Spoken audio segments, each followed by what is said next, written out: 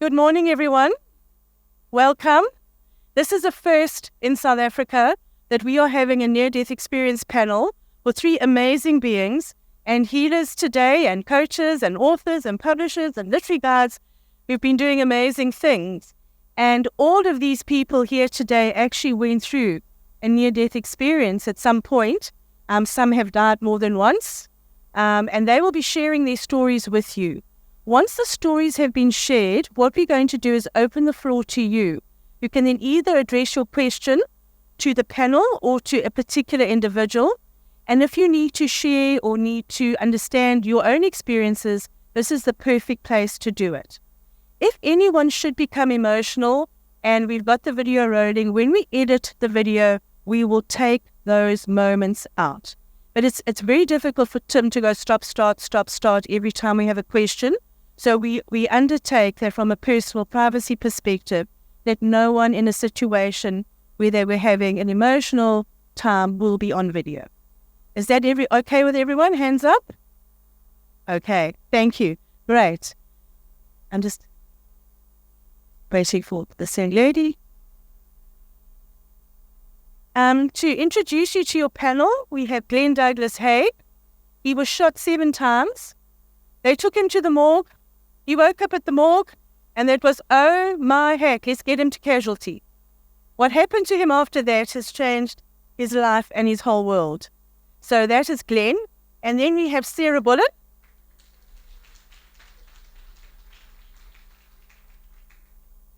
Sarah is a literary coach. She is a publisher. She's a literary agent. And she is also a near-death experience survivor. And what happened to Sarah is her hubby was terminally ill. He was in pretty much... He was in a coma, and spontaneously Sarah went into a coma. Sarah then came back to an entirely changed world. What had happened to her in those moments when she was experiencing her near-death experience and what had transpired in the places she went to, where she came back from, is her story today. Sarah is also the author of this book, Love and Above, which is about her whole experience, which is out on the pop-up bookstore. She also has another fabulous book for which we have a workshop this afternoon, how to write a book. This one's in 100 days. It is available to be purchased. We have no stock, unfortunately. And for those of you attending the workshop that have booked, it will be here in the same venue. Then we have Colleen-Joy.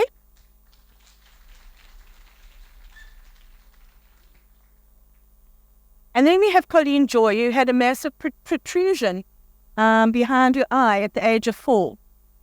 And most kids have monsters under their beds, as she says, but she thought she was the monster. During surgery to remove the tumour, Colleen died twice.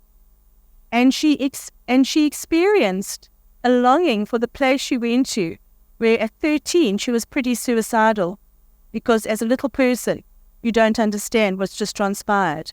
And her experience is absolutely amazing. Today, she takes people through wisdom teachings, wisdom well. She's a coach. She is the director of Inner Life Skills Coaching. Welcome, Colleen.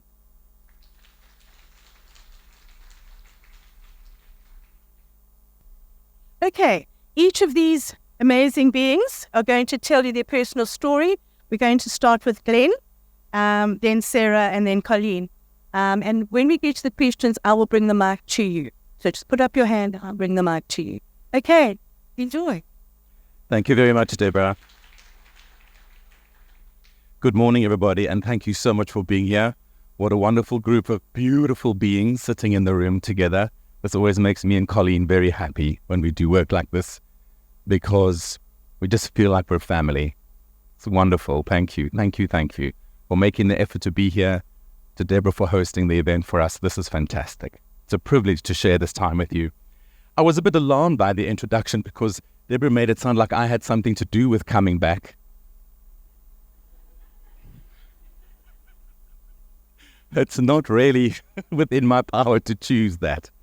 But I think I was wondering about what I was actually going to talk about today, because to be honest, I haven't spoken about this event for more than 10 years now, because what I have learned from this ordeal is that our stories do not define us. I coach a lot of people through leadership development, talent grooming, personal trauma, loss. And I've realized over the years that we certainly all have our unique stories.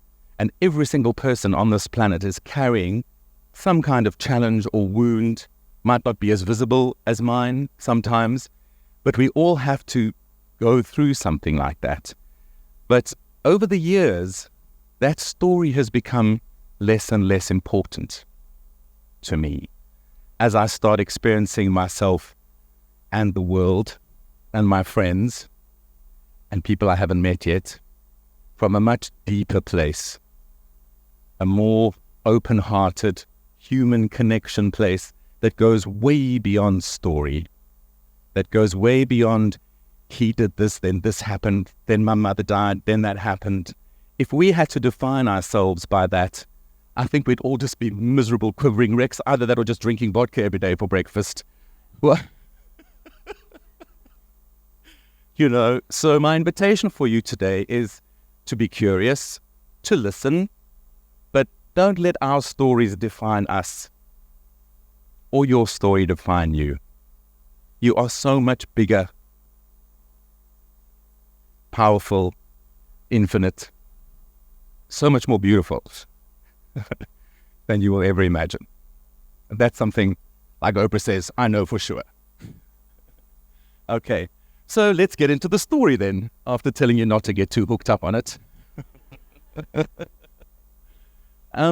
Sure, it's a long one. Colleen's going to have to help me because this did happen 20 years ago, and as a type 7 on the Enneagram, I'm not very good with the past. It doesn't really feature too much in my life. But obviously there's some defining moments which really helped me wake up to see a deeper truth. And in fact, my story began about 8 months before I got shot, when I was at Colleen's house and we were having a beautiful dinner, and some armed robbers came into her house and held us all up. This is in Gauteng, and tied us up, loaded everything into my car and drove off in it and left the three of us, Colleen, Chris and I, lying on the floor, tied up, and thank goodness the girls were in bed asleep, I think. They were still very little. So that's how this all began. And 8 months later, I was in my own little house, a few plots down from where we were held up at Colleen's, and my friends Charles and Jill were with me, my neighbors, very dear friends, and Jill's brother happened to be there. So it was the four of us, and their two small children were asleep in the house next door. So it was just an arbitrary evening. I just moved into this little house, and the next thing, these three men walked in, and immediately I recognized the orange hat and the hoodies and knew straight away that they were the same people that had held us up 8 months before at Colleen's house. So already I was a little bit, I'll say grumpy. They are much stronger words. That these people had come to do this again. Now, ironically, Charles and Jill themselves had been held up by the same people 3 months before. So this gang had been moving in the area, all right? So I was sitting there in my chair and they walked in and I just felt my whole body slump because the first time they did it, they took the guns out and said, sleep, sleep, sleep. So you lie down and they tie you up with telephone cables or whatever they've got handy. And then Charles and Jill had had the same experience a few months before. So by the time they came into my house, this was the third time that either Colleen or me or Charles and Jill had been involved in the same situation.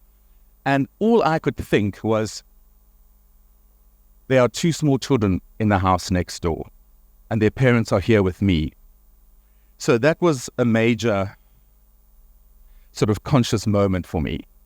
And then the guys recognized Jilly because she's got this beautiful blonde hair, bit like my friend Sarah. And in Portuguese, he said, they know who we are, we have to kill them. And I didn't realize that I'd understood that, but I've been living in Spain for a few years, so I could speak Spanish. So subconsciously, I understood that they were going to shoot us. And as that dawned on me, the first bullet went off and it smashed the concrete above Jilly's head. She was sitting next to me and I saw this concrete fly out of the wall and I realized, okay, they really are going to shoot us. So without another thought, I just jumped up out of my chair and I just said, I am not going to lie down again. It was this inner sort of lion in me that just said, I'm going to protect my friends. I don't want Nikki and Renee to be parentless. So I ran straight at the guy with my bare hands to try and get him out of my house, because I was like swearing at him, so saying, get out of my house, what are you doing here? This is, you've not, I was going off. Excuse me, I must just get some.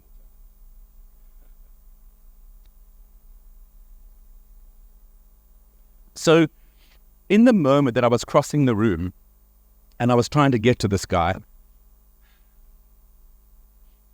look, I suppose if I'd been any more practical, I would have picked up the chair as a weapon or something. But I didn't think that far. I just went at him with my bare hands, because all I could think of was to get the gun away from him so that at least Charles and Jilly would survive. And as I was going across the room, I could feel the bullets hitting me in my stomach and in my legs. And I couldn't feel the pain, but I certainly felt the impact of it. And then suddenly, just like they say in the movies, everything slowed down to like a very hyper-real, slow-motion moment. And suddenly I thought of everything in my life. While I'm running, and it wasn't too far, maybe 4 or 5 meters to where the guy was standing. And I saw my entire life go before me. And I remember being very relieved that I didn't have any unfinished business. I thought, oh, well, I don't have any enemies. I get on well with most of my family, etc. This is okay. And then I thought, oh, so this is how I die. And it was a very peaceful knowing. I was like, that's interesting. This is not a car crash. It wasn't a disease. This is how I die. It was very matter of fact. And then I also thought, and this is a bit of an emotional part for me, that finally my dad would be proud of me because I died saving someone's life. Because I'd met with 35 years of disapproval at that stage. This was 20 years ago. And so I thought, yes, my dad will finally be proud of me. And so and then suddenly all of that stopped and I carried on. Suddenly it sped up again and I grabbed the guy and we were having this whole Bruce Willis movie moment with the gun in his mouth and the gun in my face, and it was all of that acting. And then eventually Charles, my friend, who's a very strong builder, I just saw his hand come down in front of me because I couldn't understand. I was very big and strong in those days. I was going to gym 3 hours a day. I was an underwear model. That's something you wouldn't believe. Do you remember Bare Undies? That was me. Oh dear. So I was very big and strong. And actually that's another whole story, which is why actually I'm still here.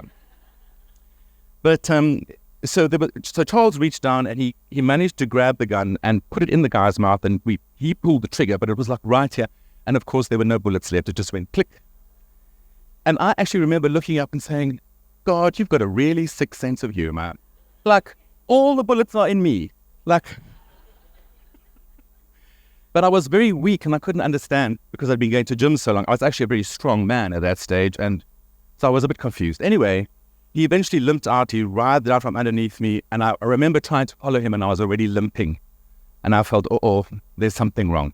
So eventually I turned around and sat down on my dining room chair, and I looked down, because I put my head in my hands because it was all a little bit overwhelming at this point. And then I just saw this massive pool of red blood seeping out under my chair on the concrete floor. And I thought, okay, that's not good. That's coming from me. And then I started feeling dizzy, and then the pain started. And then I remember Jilly came in. Her brother, thank goodness, had picked her up and taken her outside, so she was safe. Charles had got shot once in the leg, but it was a flesh wound. But I had 7 bullet holes in me. And unbeknownst to me, the other 2 guys also had guns, so I got shot from the side as well. So thus began a flurry, and I remember floating in and out of consciousness, and the pain was getting really bad. And I remember Jilly, who was an ex-nurse, asked her daughter to go and fetch a blanket, and she came back with my brand new white Woolies cotton blanket. And I remember Jilly saying, not that one, Nikki, Glenn's going to kill you. Find our blanket. So this poor little child went and runs to find another blanket. She was still little then. And anyway, they wrapped me in a blanket, and I ended up collapsing on the floor. And a little aside is I had a very good friend who was a movie director. I was a script writer at the time, and he'd just come back from London from rehab. Because of all the intense pressure at work, he'd ended up taking drugs that keep you awake and stuff. So he was like a full-on fuzzy drug addict, but he'd now gone through the process. And at the end of rehab, you're not allowed to drink coffee or take medicine or painkillers, but you are allowed to smoke. And I remember opening my eyes and seeing Brett's little face, and he was like tapping my face saying, Dougie, wake up, stay awake. And he had 2 cigarettes in his mouth. He was smoking 2 cigarettes at once. But the poor guy just arrived home to see ambulance and police and everything. Anyway, so then it starts getting very hazy for me. And I ended up, well, I thought I can tell everything, hey. At some point, these 6 beautiful paramedics arrived in their blue overalls and their cropped hair. And I remember lying there thinking, oh my Lord, these guys are beautiful. Which was a little bit odd. But I was very pleased.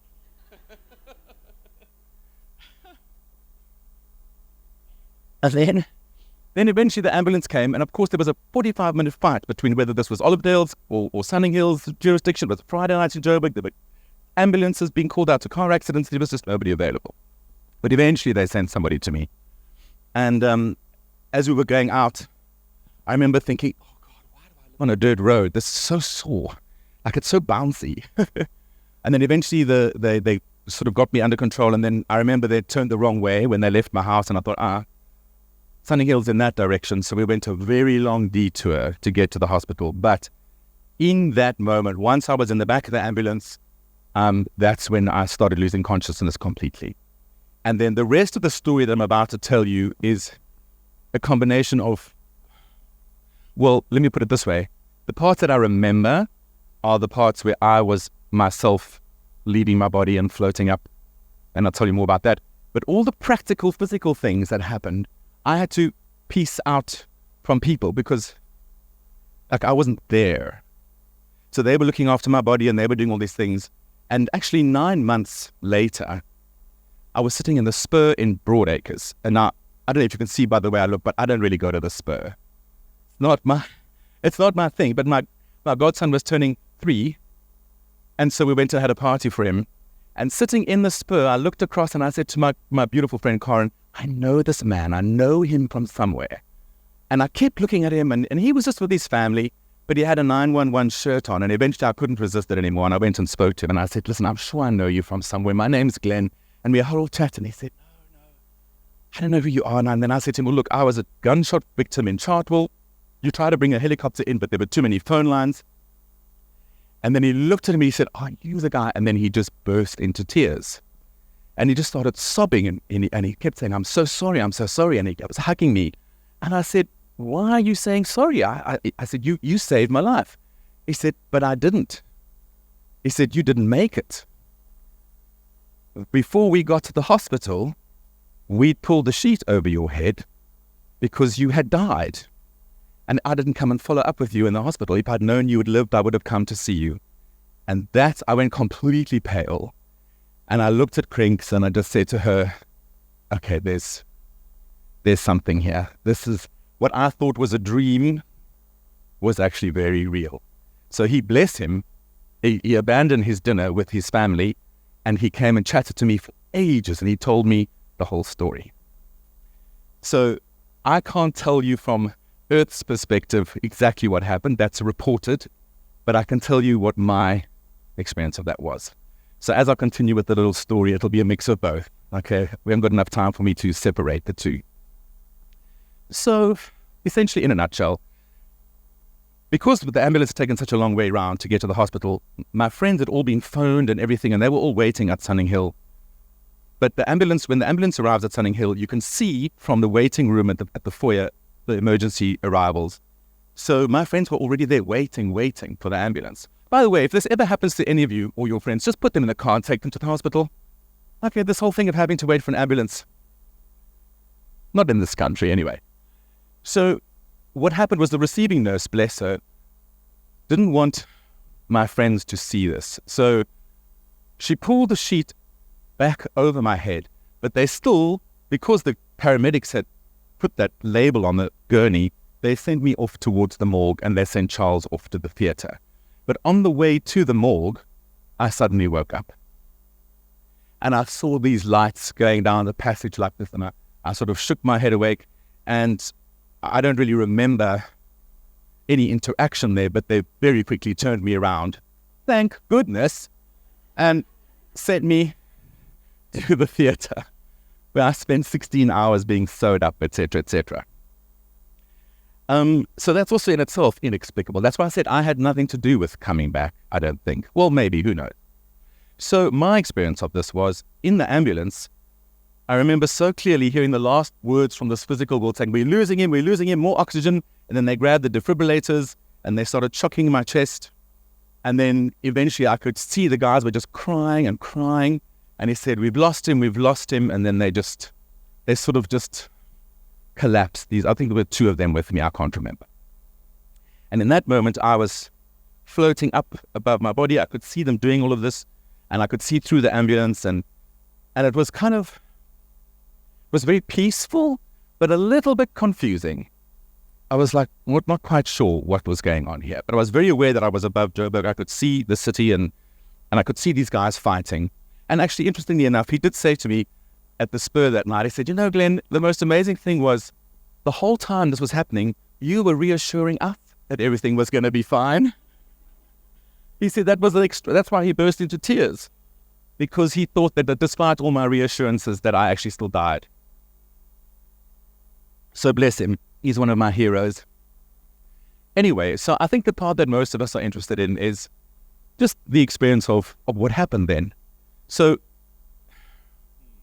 I'll tell you the story and then I'll tell you what I made of it. Very practically, I had a strong sense of myself being myself. There was no sudden mystical change of identity. I was very much myself. I knew I was me, but I also knew I didn't have a body because I could see it lying there. And I got this strong sense that I existed as like a ball of energy, almost like in a big egg shape. And that was quite cool. I felt like, okay, this is all right. And then I started floating up, because remember, no loss, no sadness, no grief, no nothing. It was just peace and a little bit confusion. And then I floated further and further, and I could see the earth getting smaller and smaller. And then all of a sudden, I sort of turned around, and then I just rocketed through what we'd call it, the cosmos, space, who knows, the universe. But I remember clearly seeing, like in the Star Wars movies, the stars and galaxies and planets flying past, because I was just going somewhere very, very far. And eventually it slowed down, and I had a very strong sense that it's almost like an invisible roller coaster, like you pulled along in a certain direction. And you don't really decide what's going on. You just sort of get helped along in a certain direction. And then eventually it slowed down, and I was like, oh, okay. And the first thing I was curious about was myself. And so it's hard to explain this because I didn't have a body, but I had a sense that I still had a head.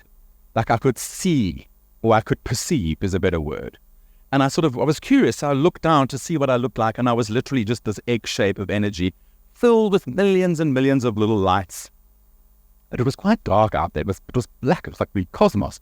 And I had a moment of thinking, shit, maybe I wasn't so good after all, Like, I'd read lots of books. I was hoping for a little tunnel or someone to meet me or something. But no. So I was a little bit,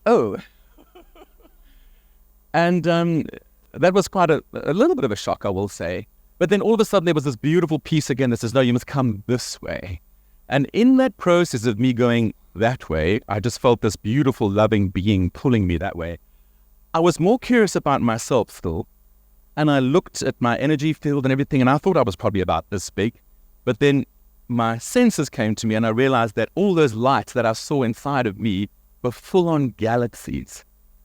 Not just flickers of sequence, like whole stars and galaxies and systems. And then the realization hit me that we are not confined in any way to these little bodies that we exist in this place. This is a very constricted and a very small world, if you want to call it that. And that our true nature is immense beyond measure. And I remember saying to Colleen once, I think I got the sense that my job, it was very overwhelming. It made me cry, even though I wasn't in my body.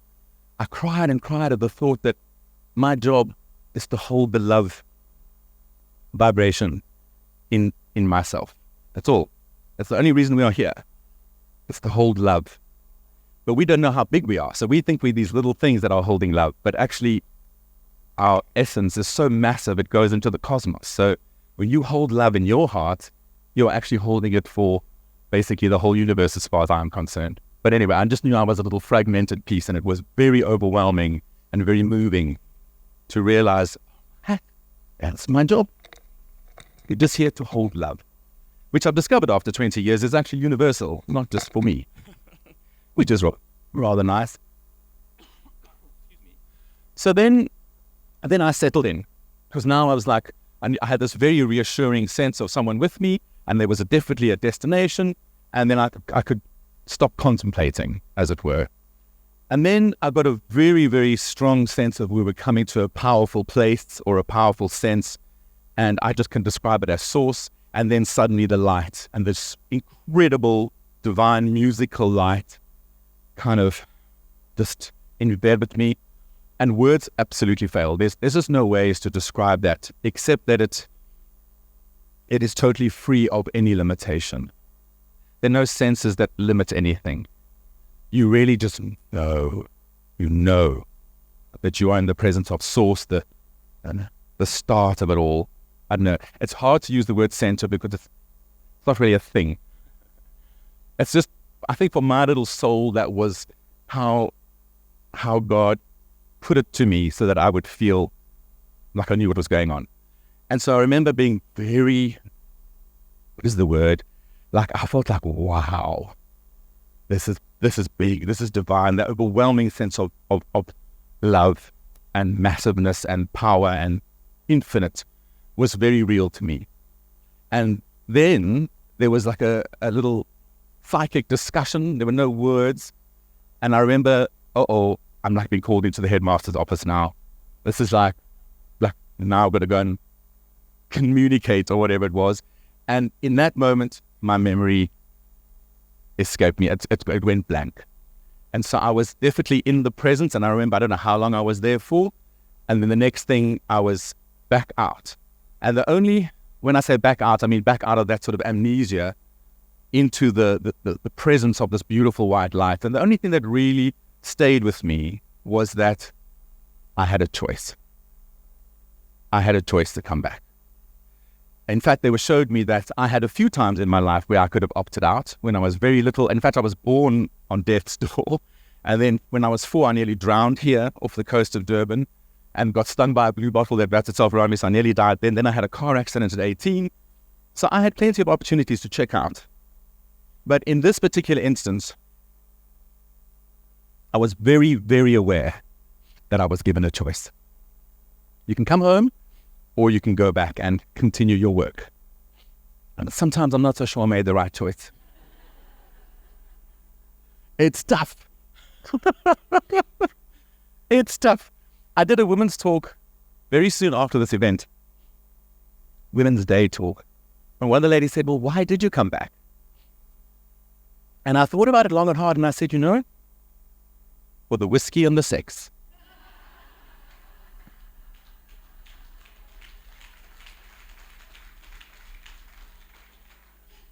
And I don't think anything's changed. You remember that, hey? I blushed to myself when I answered that. So, all right, let me just think now, where was I? So then the next thing, there was no return journey. That's when I woke up and I saw the lights going down the roof, those terrible neon lights. And the next thing, doing a U-turn, which I later discovered was on the way to the morgue, and then ended up in the theater, and then they put me into an induced coma. So that was that experience. And then just to wrap up the physical side of things, I'm busy reading Sarah's book, which is amazing. And at that time, I was a copywriter and a scriptwriter. And one of my clients was a beautiful pastor in America who wrote something called The Prayer of Jabez. He's like a famous, huge Christian pastor in America. And I was editing in his books for him, or a couple of books that he'd written. And the news had got out that I'd got shot. So he sent word to his congregation, which is tens of thousands strong in America, that I was in hospital fighting for my life. And I so remember clearly in ICU, it was like a Sunday afternoon, like 5-6 o'clock. I'd only been there for like 2-3 days. Well, this is after I'd woken up out of the the induced coma. And I suddenly felt amazing. And I wanted to climb out of bed. I said to this, I can go home now. I'm like, fine. I've got energy. I'm like, I feel amazing. And up until that point, all my machines were still on like alert mode because my heartbeat was so weak, etc., etc. But what had happened was at our time, 4 o'clock or whatever it was, they had had a service in America and all these people prayed for me. And the increase in my vital signs was so significant that the 2 surgeons who were working on me were called in, and they stood at the end of my bed and they just said to me, I want to put you in the middle of this hospital so that everybody can get what you've got. You've recovered so quickly that it's beyond medical kind of comprehension. Hey, Lerato.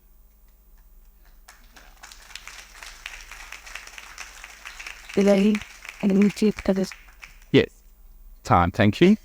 And so what I'll wrap up then is just by saying that what I have realized is that that experience, although it was very profound, has not made me any different to anybody else. I'm still me. I still struggle with everything. I still have my heart broken. I still have fear. I still have doubt. I still have to pay my bills. But the one thing that has changed is that my heart is wide open and I've lost all judgment. There's nothing to fear. We all have our stories, and just look at yourself in each other's eyes. Thank you so much. Yes, indeed. Sure. So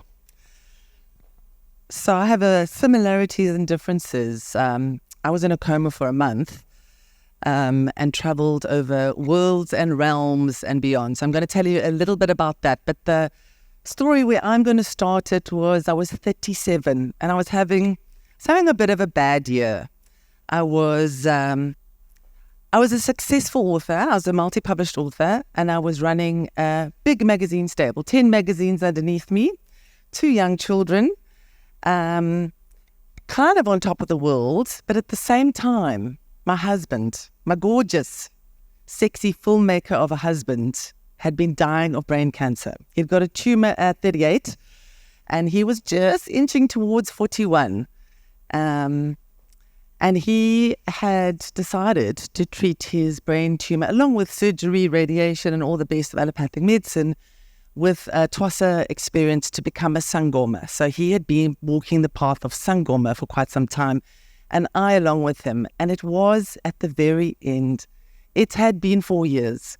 4 years of rituals and ceremonies, of MRIs, of earning the money, of being fabulous, of looking after the children, of running a house, taking care of everything. And I was putting a magazine to bed at my very busy publishing company, and I got just a little bit of a sore throat, a little tickle in my throat. Don't worry, I said to my company, I'm going to be fine. Send my laptop to the house. I'll continue working in my room. I phoned my mother-in-law. I said, look after the children for 2 days. I'll be back on Monday. And that is not what happened. What happened was the complete opposite. What happened was my husband, who was already in the spare room on the last stages of his death process, was lying there, and I got worse. So within about 8 hours, it went from a tickle in the throat to a cough, and about 10 hours later, I had checked myself into Constantia Medical Clinic. I'd phoned Discovery Health. I got a pre-authorization. My mother had said to me, you are being ridiculous. Take a Panado and go to bed. But I didn't. I followed some deeper intuition and I checked myself into the Medic Clinic.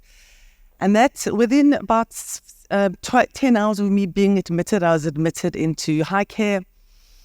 And then I was taken into ICU. And when the doors closed on me in ICU, when I was wheeled in there in nothing but a hospital gown, I didn't know I was going to be in there for the next month of my life. I was put in immediately in an induced coma. The diagnosis was influenza, and I started a fight for my life. A lot of my book is about my months-long coma. this was a decade ago. I'm going to tell you some of the things now that happened in the coma. I'm just going to keep an eye on the time. I was in an induced coma, which means I was packed full of drugs. So initially, I was in what I call the world of nightmares, the world of terrible noises and fighting for my life and dying and dying of suffocation and dying on the floor and dying and nightmares of dying and dying and dying. And then something happened. And that something was I left my body. And then I started to travel. And the first place I traveled was just around the hospital. So I just traversed, I went into, various wards and looked at people. And already, the second I left my body, I was not anybody. I was not a name. I was not a person. I was not a mother, not a wife, not a daughter. I was a nothing. And I remember that being absolutely terrifying.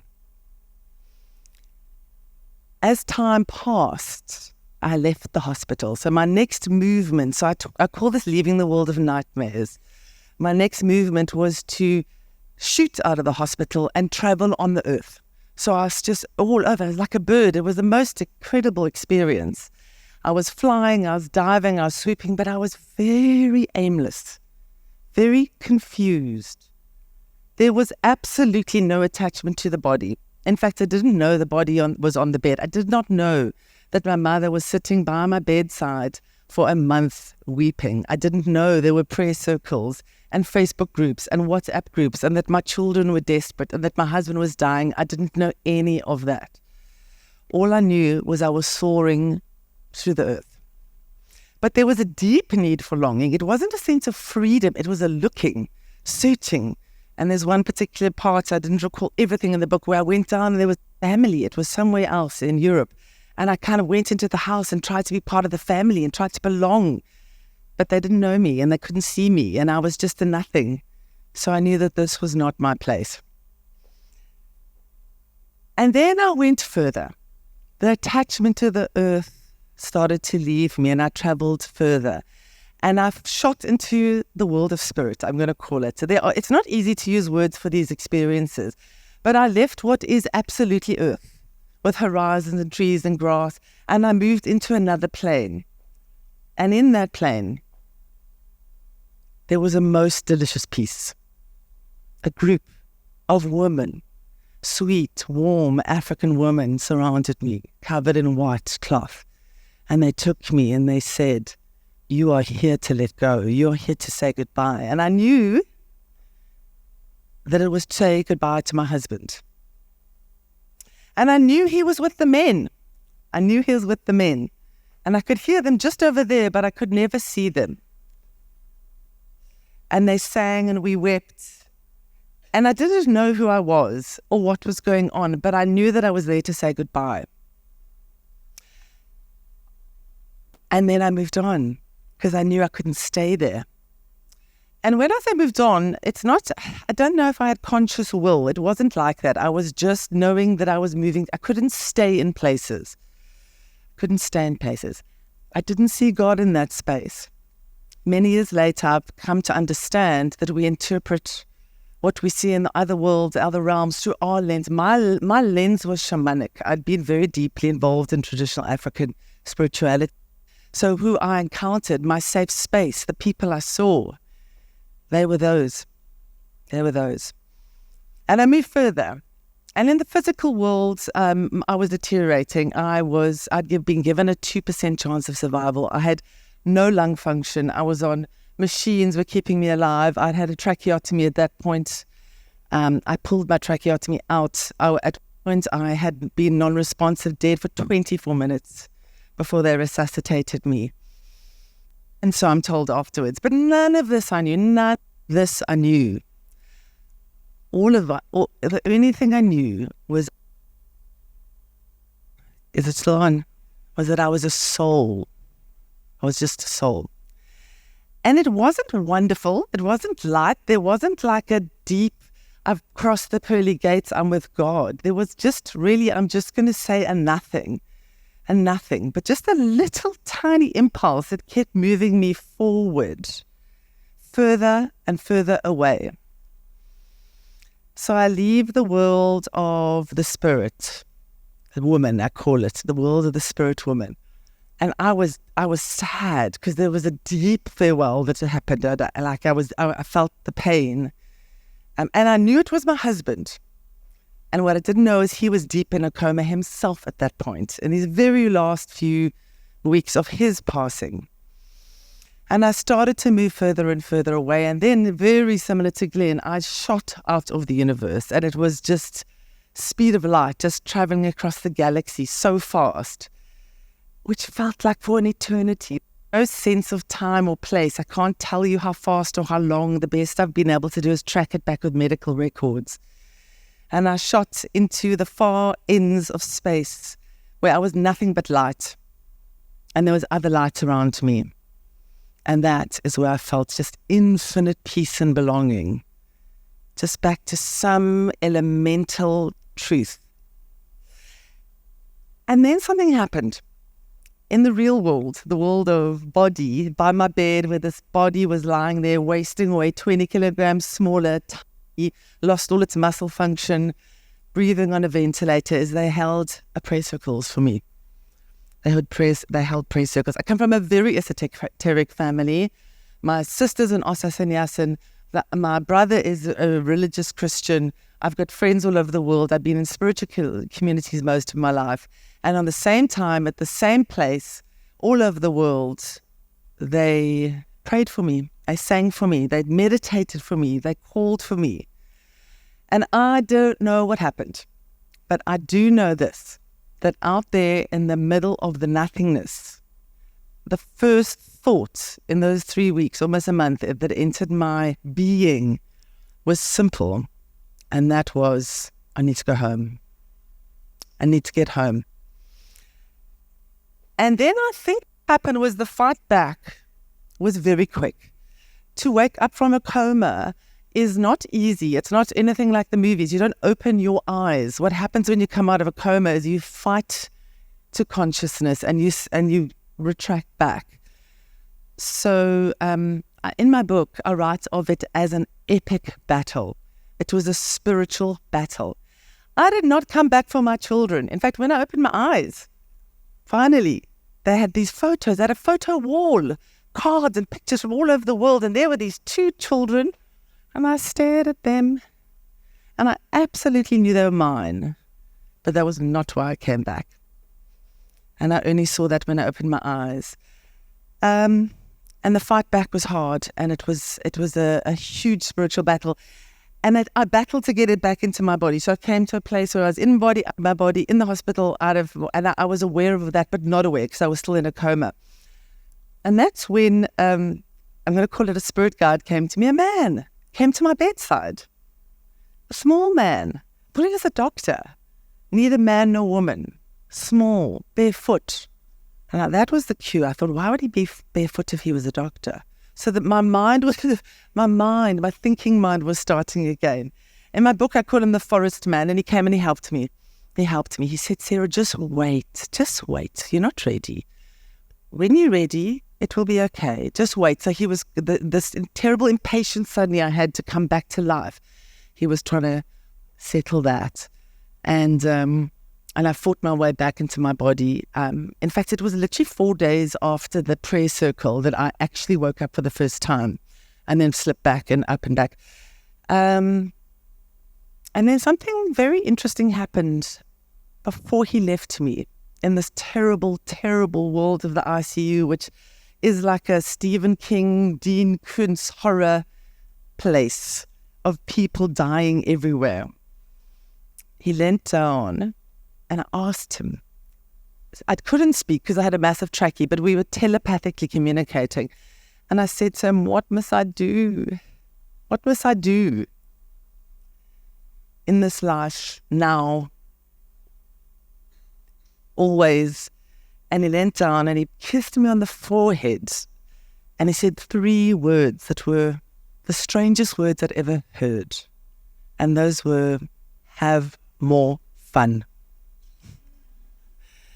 And I completely dismissed those. I was like, this guy's weird. This is weird. This doctor's weird. And then I was woken up. And then I really started to, well, when I was back in my body, I was back in my body. That was it. But I remembered everything. Everything. 3 days after I woke out of my coma, my husband passed away. They did get me in an ambulance and they took me to see him. And I said my farewells. But I knew that I had said my farewells in a different realm, in a different space, in a different place. And and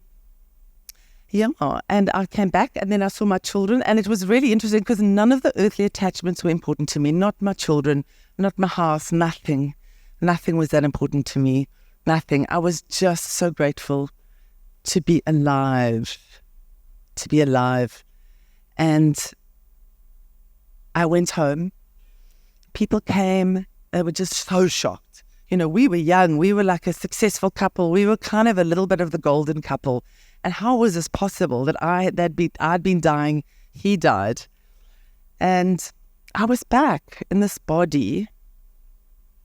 Had to learn to walk again, to breathe again, to sit up again. I'd lost all my muscles. Took me a year, 6 months to learn to speak again. Thank God for SMSs, text messages, because I didn't have to speak. It was wonderful. It was wonderful. And then I remembered, I couldn't forget, you know, everyone was so obsessed with the death, and there was funerals and memorials and mourning, and I never talked about what had happened to me, but I couldn't forget.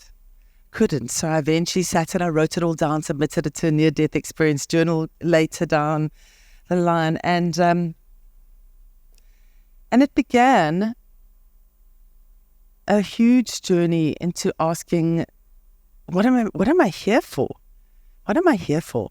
Why did I come back? But you know, the human body, which I realize is an animal, the human body wants to live, right? So on the human level, I was just recovering. And on a soul level, it was asking deeper questions.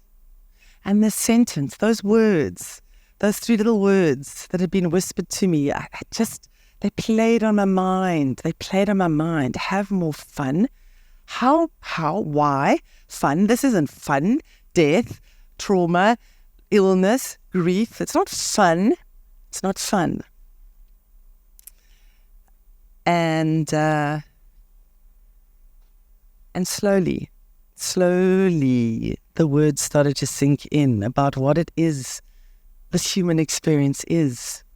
It's all the game, right? It's all the game. It's the fun, it's the delight, it's the trauma, it's the terror, it's the pain, it's the grief, it's the loss, it's the joy, it's the deliciousness, it's all of that. And I started to live in a very different way, which maybe we'll talk about next. I made some vows and I went on a big journey to understand what it meant to be alive and what fun and joy really meant and how to invite it in my life. And the whole time this was happening, I was already a multi-published author. Everyone was saying, Sarah, you've got to write the book. You've got to write a book about this crazy stuff in Botswana with, you know, all the stuff you're up to. You've got to write the book. And I just couldn't. And when I came out of the coma, they said, come on, now you've got to write the book. And I knew in my being, I couldn't write anything yet because I didn't have a lesson. I was still living it. I was still trying to understand what had happened to me. And a decade later, my publisher said, Sarah, will you write the book? And I said, yeah. And only because a friend of mine had said to me, Sarah, make something good come of all of this. Make something good. So sharing my story, sharing stories is my way of making something good come of it. And there's a chapter in my book in which I talk about trauma. And when I came out of this horrendously traumatic time and everyone was sitting on my couch, their eyes wide going, you must be so traumatized. And I wasn't. I really wasn't. I actually call it post-traumatic bliss. When you are so grateful and so blessed and so filled with being alive that there is nothing but bliss there. There's not trauma. Which is quite hard, I think, for some people to understand. So I will leave you with that. There's much more to the story, but it's all also in a long, long book, which is finally out. Thank you.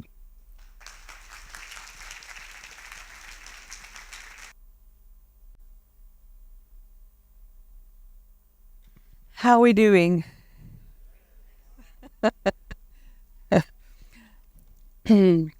So the word I want to just drop into the space is the word home. Because I think my beautiful friends have given you a song of home, sung through their life stories, sung through their personalities. So mine's going to be a bit shorter, but I'm going to just articulate my song of home. Don't worry, I'm not going to sing. Oh. Angie.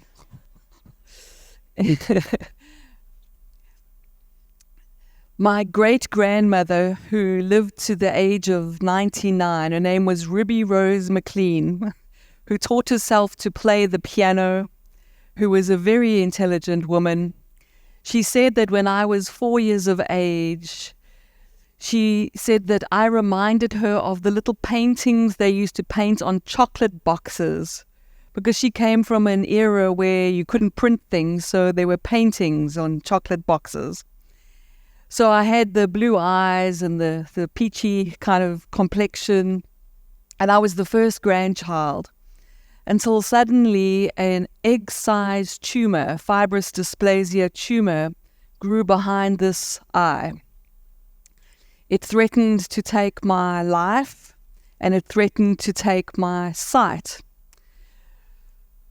Fortunately, the Joburg Gen those days was functional, and a wonderful doctor by the name of Professor Walker took one look at me sitting in the waiting room next to my mom, and he said, come through, and he diagnosed the tumour, and they scheduled me for surgery in January. I do remember that at New Year's the year before, I saw my mom and my aunt crying when everyone else was saying Happy New Year, because I don't think they felt like it was going to be a Happy New Year. The surgery was quite extensive. I was apparently the first child in South Africa to have a CAT scan, says my mom. The surgery, now I always say, don't picture this, which of course means you're going to picture it, right? They cut my head open from ear to ear along my hairline. So there's actually a scar just inside of my hairline. Hairdressers always think I've had incredible facelifts. And they literally opened my skull. I've still got the little ridges on my forehead from where they sort of had to pull the face open.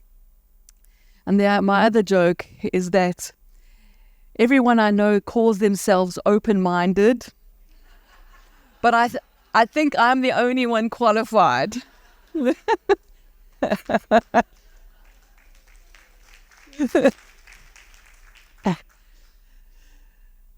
Now, I don't have a memory of leaving the body or the doctors, all that classic stuff.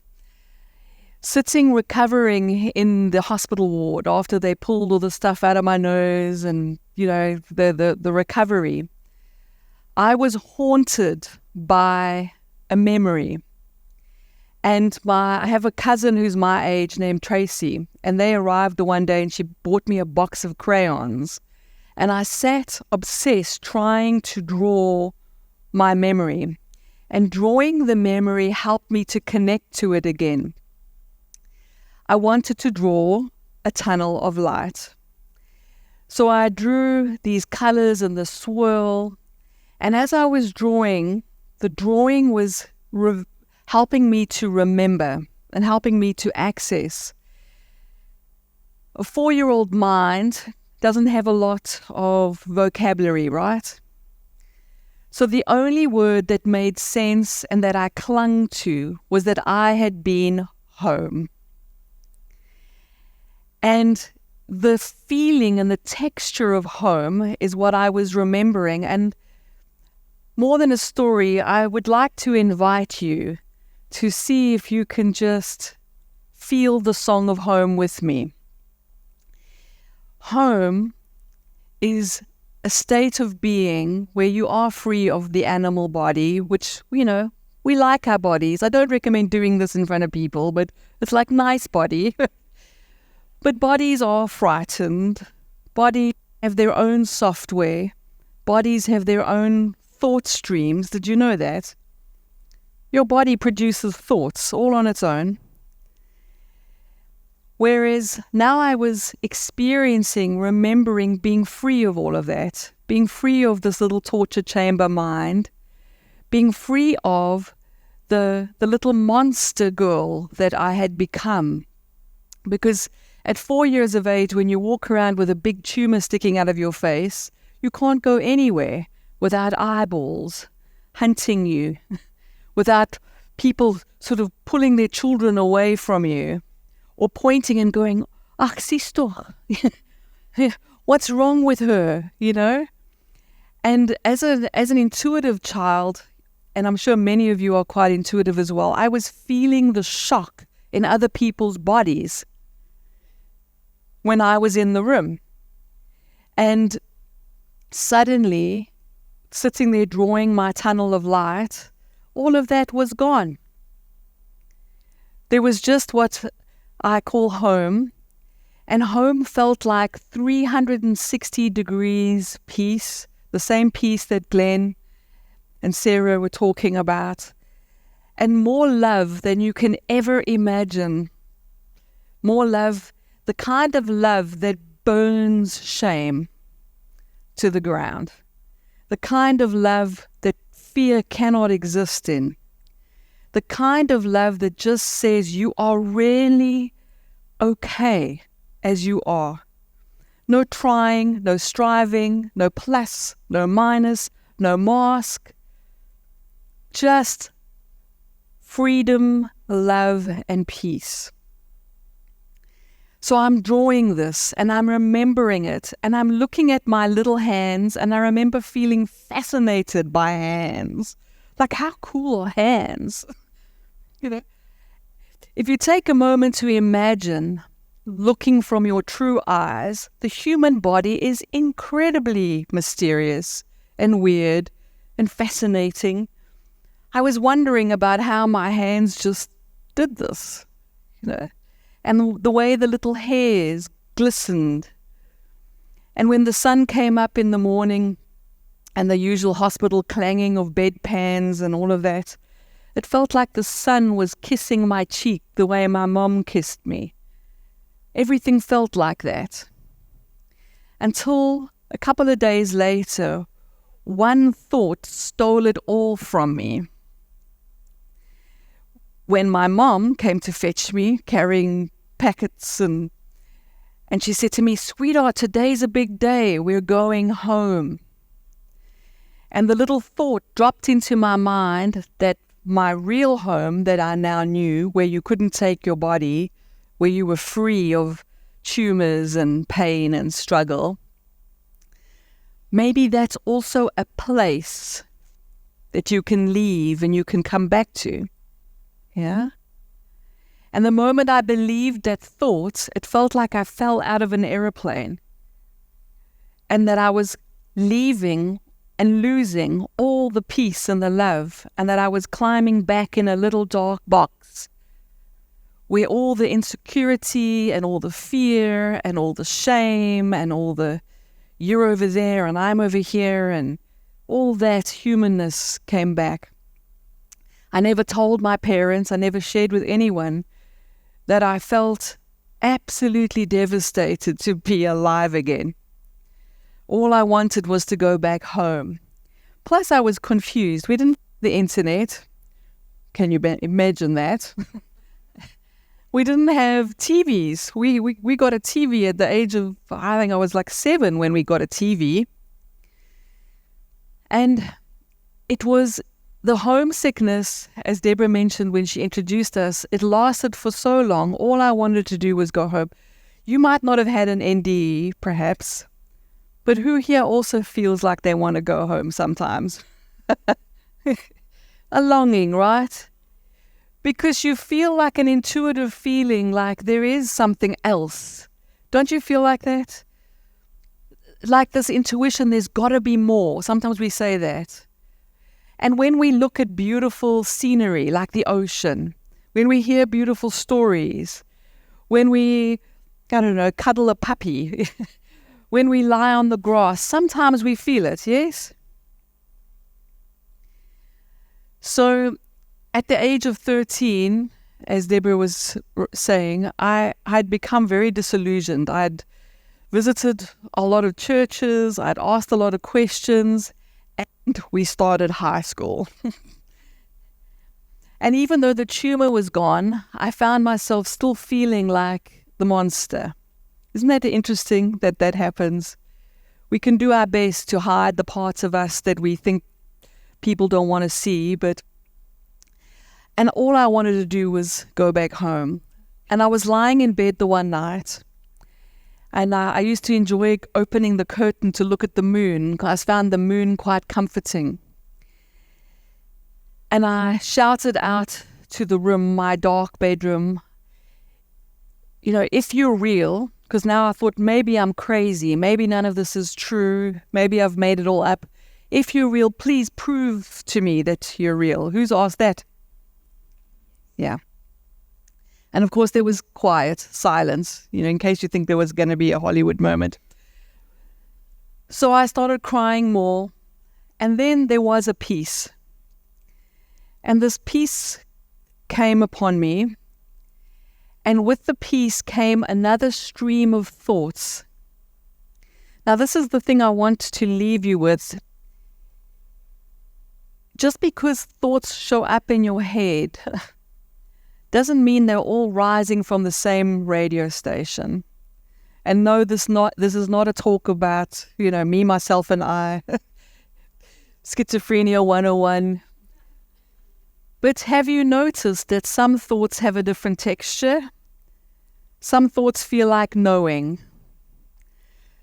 When you're arguing with yourself, who argues with themselves sometimes? Who are you arguing with? Or are you the witness of thoughts that are just coming from different places or spaces or perspectives? So I'm lying there, and there's a peace stream of thoughts, and I'm thinking, I want to leave, but I don't want to leave because then my parents will be devastated, and I don't want to hurt them, but I'm carrying this burden of this homesickness. And this thought says, you can leave if you want to.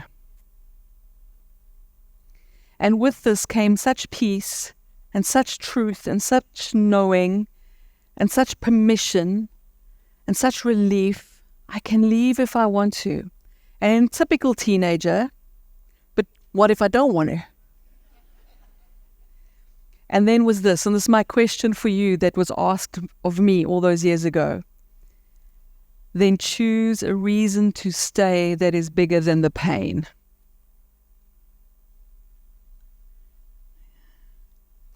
And it has to be a reason that's true for you. It has to come from the depths of your honesty, yeah? And I thought about what would make this being brave, this human wild ride, roller coaster insanity worthwhile, you know? And I chose a word that for me meant answers, it meant seeing, and it meant home. And I said that word aloud, and I dedicated my life to that one word. I said, I will stay for wisdom.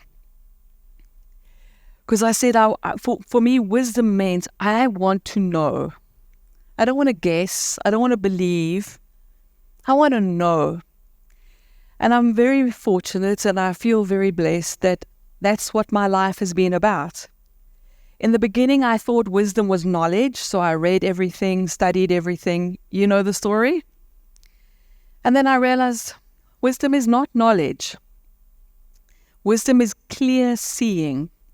And you want to know where clear seeing took me to? It took me back home. Slowly, I started to realize, oh my word, that home that I was homesick for, it's like one radio station away. Yes, when we drop a body, we can travel. Our souls can travel, for sure. But being free of the body, and then the soul adjusting to the fullness of your true I with your true eyes. Your true I and your true eyes is home. And instead of waiting for it, like as if you have to die to have it, okay? Wisdom taught me everything you think you become when you die, you are already right now. I'll say that again. Everything we hope for, everything we think we become when the body ends. You are that right now. It's one radio station away. Imagine that. Isn't that worth the adventure to discover? And some of us, nudge, nudge, wink, wink, are here to figure out if we can do that. Can we climb into this little primate, genetically frightened of everything, with its own FM station, without losing our soul, without losing home? Can we learn to download home into the body to change the way it feels to be human, so that we stop doing this to each other, judging and, ach, sis toch. So that we start seeing home everywhere. So when you see a sunset, when you get a hug from someone, when you feel peace, you're tasting home. That's why we crave it. And isn't this an interesting thought? We all come from different backgrounds. Our bodies have been raised differently, different language, yes? But peace feels the same for all of us. Why? Love feels the same for all of us. Why? Because we share the same home. So that's what I would like to leave you with today. I would like to remind you that one radio station away, just setting your intention to dip a little bit beneath the noisy mind, we can teach our bodies to be home wherever we are, so that we're no longer homesick. Doesn't that sound like a great idea? Thank you.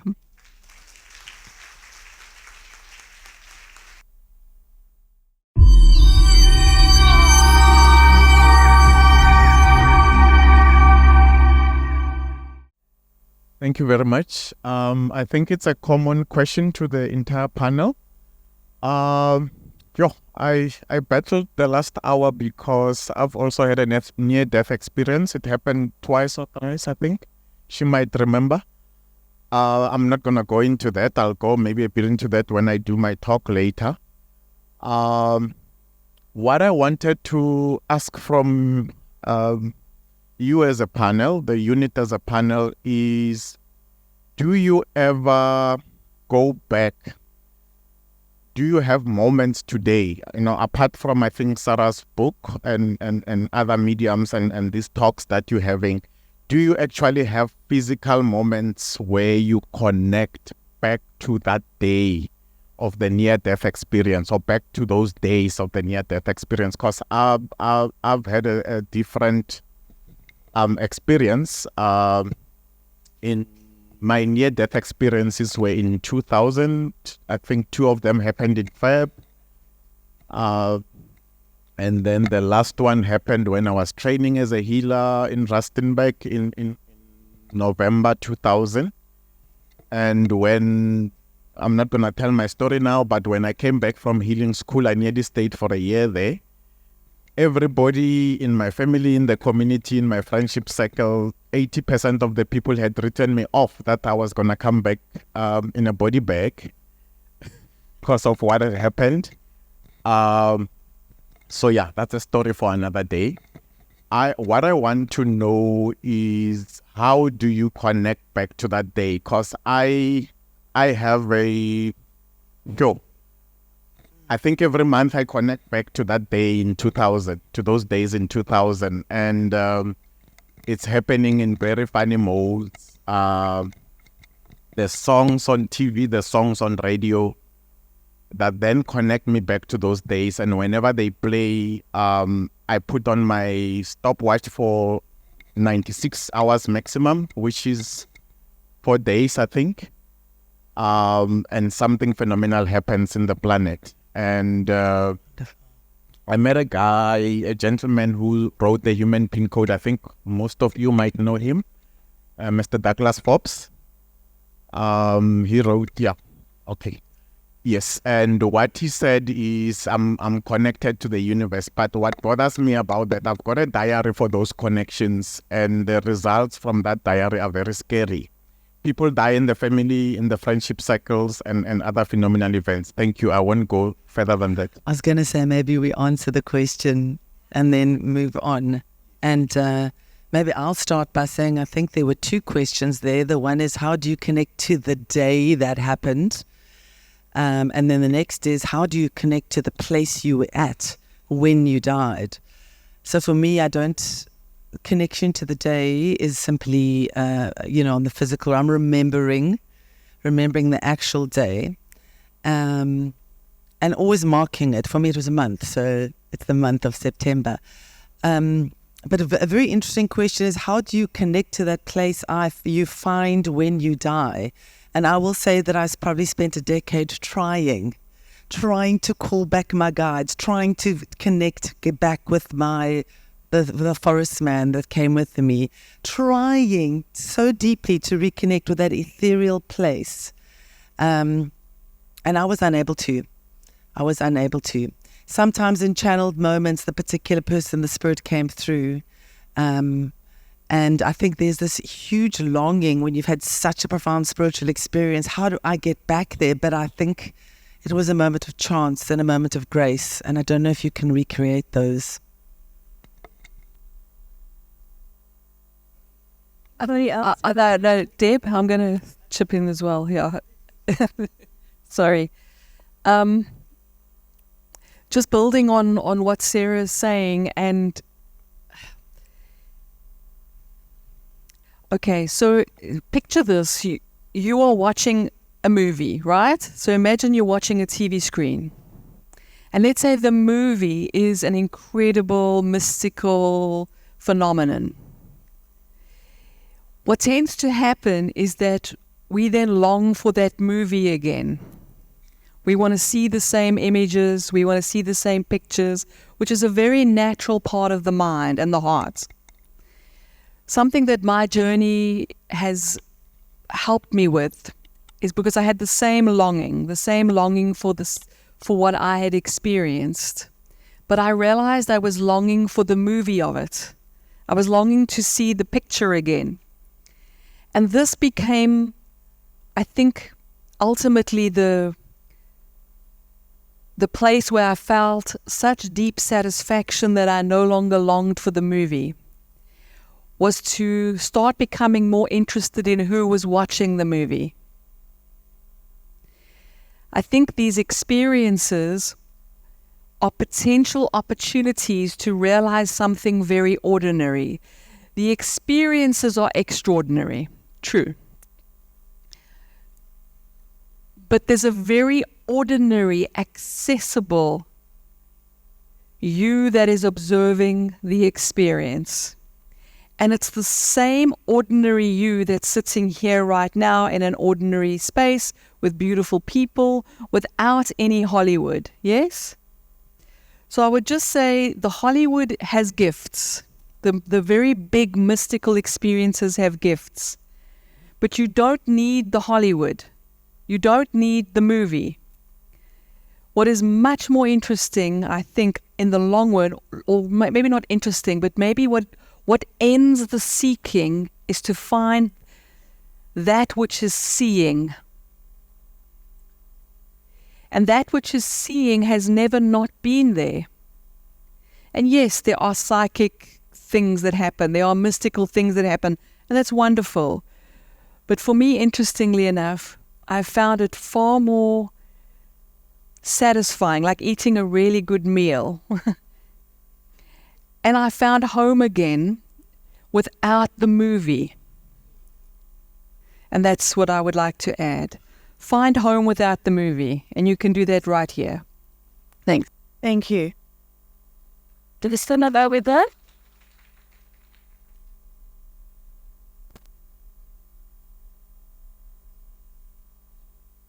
Thanks, Shishanta. Hi, good day to you. Thank you so much for sharing a small spark of your soul and your spirit with us today. My question is about 11/11.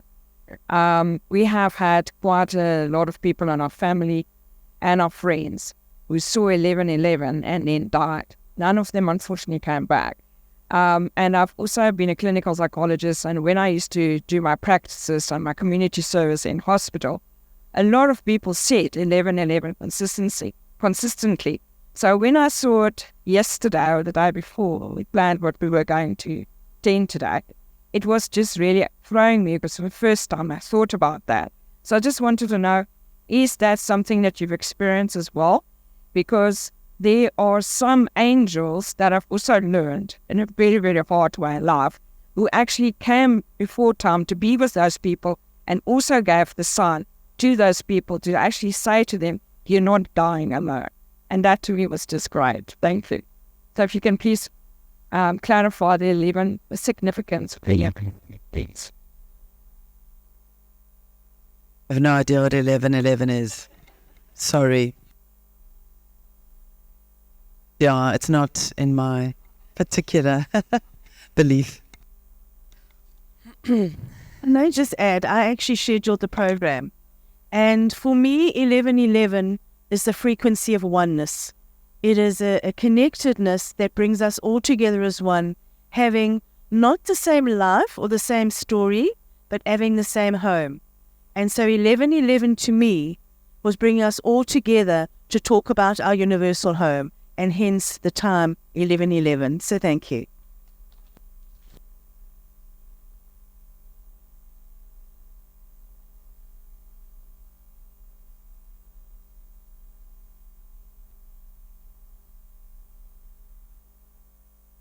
Okay, who else has a question?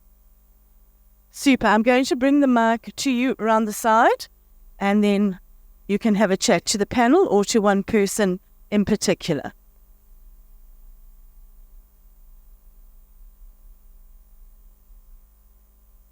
Thank you, Jessica. Thanks. I haven't had a near-death experience, but I lost my grandmother about a month ago, and it was hearing you say that the ICU was a horror show. I think I'm just curious because she was in an induced coma for some time. How conscious are you of the horrors that are going on? And another question that I have is our grief keeping her here? Because my mom's had conversations with her, not many, but enough to know that she's still around and she feels her presence. And I just want to know, are we keeping her from the light? Are we keeping her from crossing over into that blissful place? So yeah, if you can. I will handle the ICU and maybe Colleen can handle the grief. You know, when you are in a coma, you're not aware of anything. There are sensory inputs that have people who in sustained comas have images of rape, of invasion, of things being shoved down you, because that is what happens. Your body is being invaded by medicine. But you're not aware of things. When you are conscious and you're in the ICU, it is a place of nightmares. It is generally where people go to recover or die. So you are surrounded by death. But it's a transition space. It's a waiting room. Nobody should stay there too long. And when you leave it, you can leave it behind as well.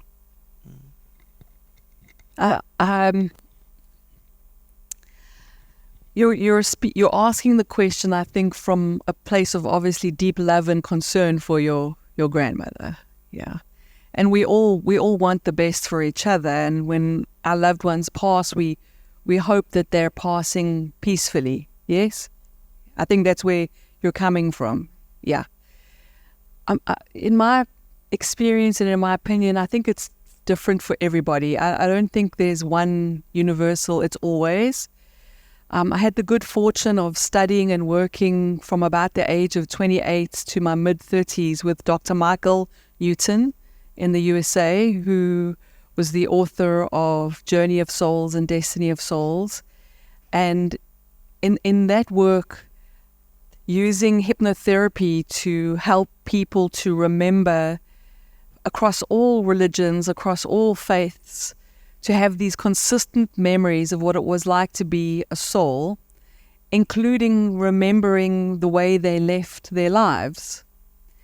And one of the things that was very fascinating from thousands and thousands of regressions and memories was that when the soul is going to leave, they often leave before the body experiences trauma and pain, especially if the death is going to happen. In Sarah's instance, she was fighting to come back. And I think that crossing the threshold back and forward could involve some kind of, facing trauma and etc. But most of the time when somebody is going to leave, you might have even found that it felt like she just wasn't there. There's the body and there's still breathing and a heartbeat, but it just doesn't feel like they're there anymore. I think that the divine, God, guides, angels, I think life generally is very supportive of being kind and gentle, and there's a lot of support. So I would say that it's very likely that she didn't have to endure too much at all, right? And then to your second question, folks, this is what wisdom has taught me. If a thought contracts your body, makes you feel tight like a Coke can all crunched up, yes? That thought's worth questioning. It's not reflecting the truth. When a thought, when a way of seeing opens you, brings you a feeling of lightness, brings you the feeling of home, that's thoughts, those are words that reflect the truth. Yeah? So when you ask the question, is my love and grief holding my loved one back? I bet you feel quite contracted with that idea, yes? That's your deeper wisdom. That's you connected to truth, telling you that contraction means I'm not seeing something clearly, yeah? And then when we say to you, you can never hold a soul back. We're all free. We're all home. There's a part of us that never left home. In some ways, home is right here as another radio station, yes? And compare the feeling of that in your body. What happens? Yeah. Go with that one. Thank you.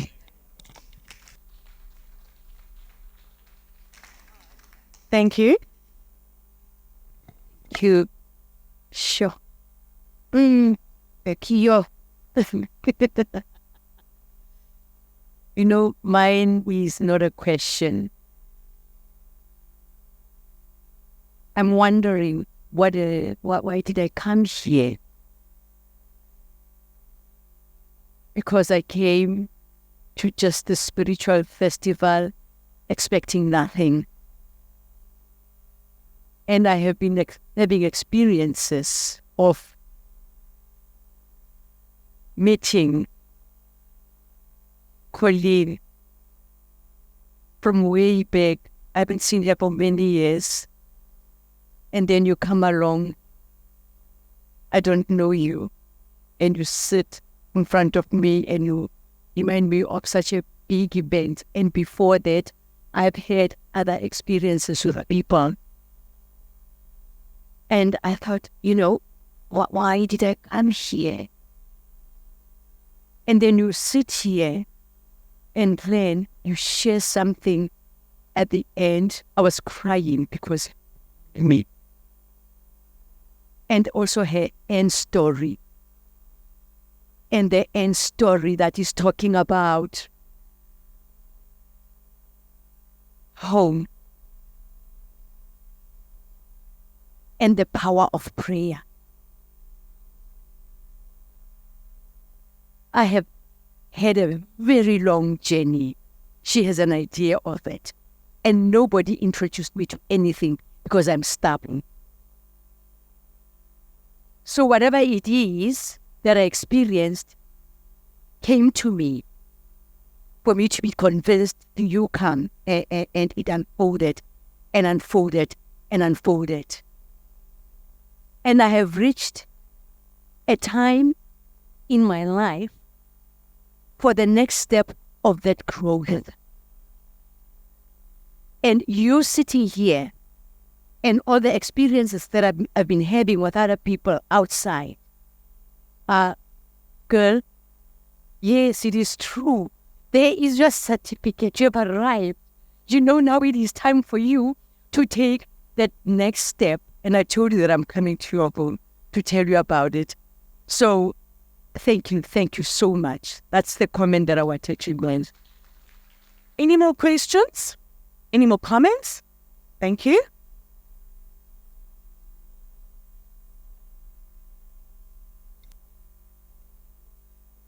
It's for the panel. Hi, everyone. I just want to, it's not a question, it's just something that I want to attest to. When my aunt passed on, she came to me directly, like I was sleeping, and she came in a form of a bubble. So I was like, okay, I think I'm very fortunate to be here in the session, but why did she come directly to me? And maybe she could have went to her mother or her son, but she came directly to me just to send a message of, okay, fine, I'm not on this earth anymore. I'm in another place. I'm happy to be there. I'm just here to say goodbye.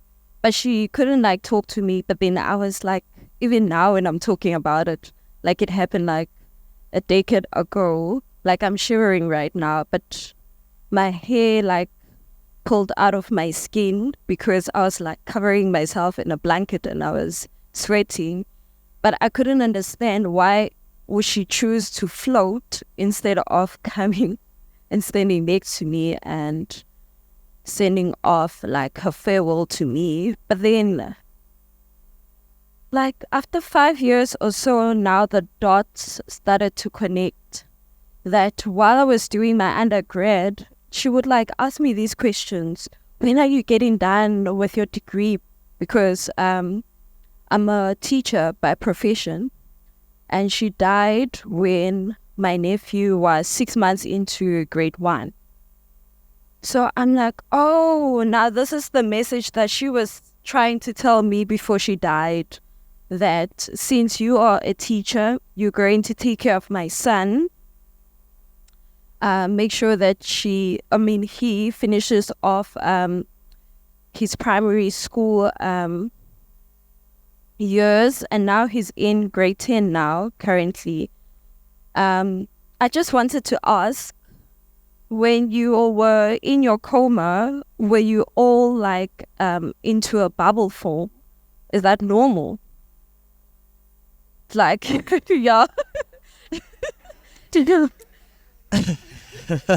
Don't know how to respond to that.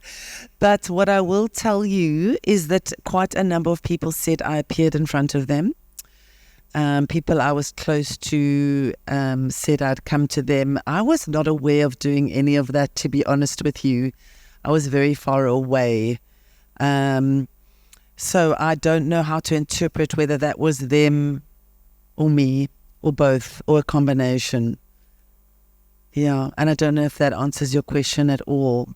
But I was certainly not a bubble, but I was just, and everybody else was just light. Just a blazing, shining light. I'll just add one other thing. Just remember to be very compassionate to your body. Our bodies, it's natural for the body to be scared of anything, right? Just like a little dog will be scared. Any animal, the body has fear in it already. So even something beautiful, even something amazing, even something miraculous can actually cause your body to feel nervous and afraid. Your soul and the souls that love us are trying to comfort us and get through the fear, to speak to us often. The fear is often a big barrier, but souls are often perceived as light and as beautiful, ethereal lights. And I've never met a soul that didn't feel beautiful. So stay with that.